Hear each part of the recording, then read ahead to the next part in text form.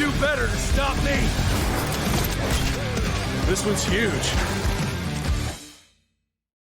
When I think about what the real world would be like if it were overrun by vampires, werewolves, and zombie-like shambling corpses, that imaginary apocalypse doesn't evoke nearly as much maniacal cackling from me as the one in Evil West. From the Tesla-inspired electricity weapons to the gratuitous gore and bloodshed, this old-school action game was some of the most fun monster murdering I've done in a while.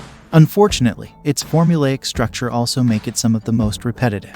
Evil West's roughly 12-hour linear campaign is spread across 16 different missions that all follow the same format. Each level has a clear start and end point with collectibles sprinkled along the way, broken up by throngs of enemies that assail you until you get a dialogue break during the next cutscene.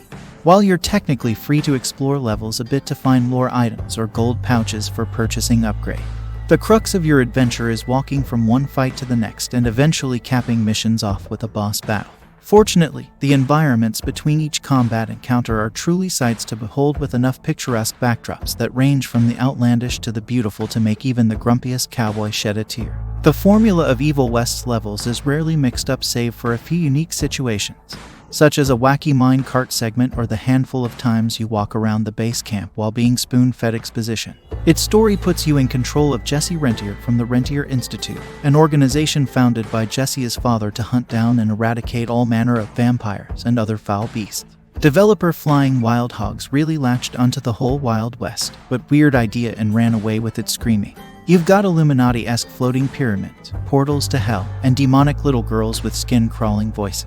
It's a tale riddled with entertaining expletives and truly distinct characters, such as the fiercely opinionated Dr. Emilia Blackwell, so there's never a dull moment. I just wish the story as a whole was more sophisticated than Jesse simply chasing down some bad people for revenge. Over the course of Evil West, you'll gradually unlock new weapons, powers, and upgrades that alter Jesse's abilities in fun new ways. For example, you can increase the number of shots your pistol gets off in a single magazine, augment your rifle with electrical damage, and even incorporate new abilities like ground pounds and aerial combos to continue evolving your arsenal.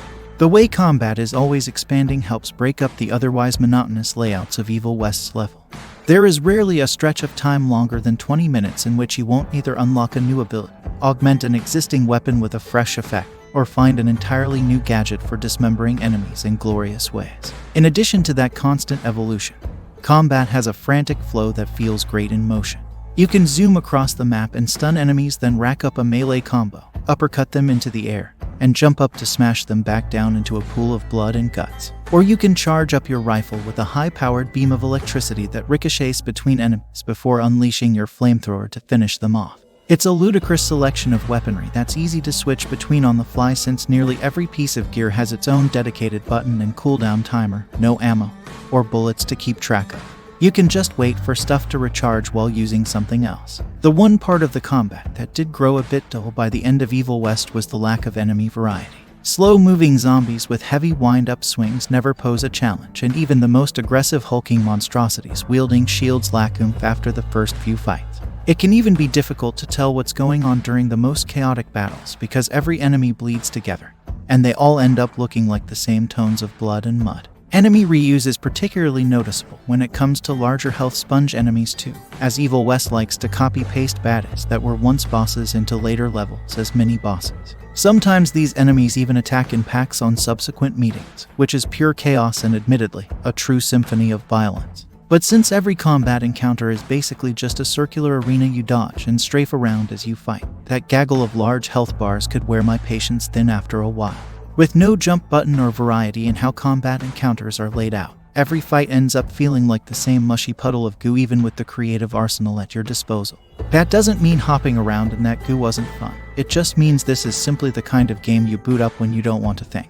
It's repetitive, predictable, and unoriginal in a lot of ways, but I found myself not caring because I was enjoying killing monsters so much anyway. In that regard, Evil West shares a lot of the same DNA as Flying Wild Hog's previous chaotic action ROM, Shadow Warrior 3. Even if the genre is entirely different, both games double down on what matters most to obfuscate plenty of other areas that are lacking.